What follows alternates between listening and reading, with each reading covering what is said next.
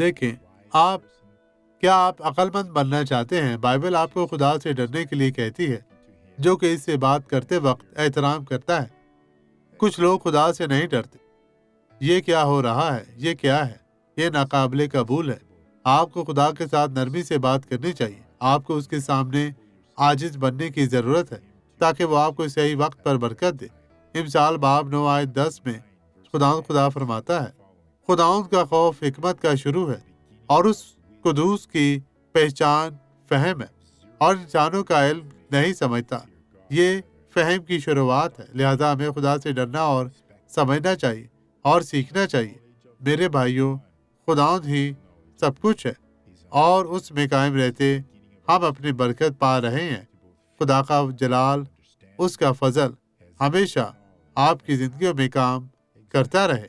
خداوند تیرا شکر، تیری تعریف ہو اور مسیح میں آپ سب کی سلامتی ہو۔ دیکھیں، خداوند کا خوف حکمت کا شروع ہے۔ آئیں اب دعا کریں۔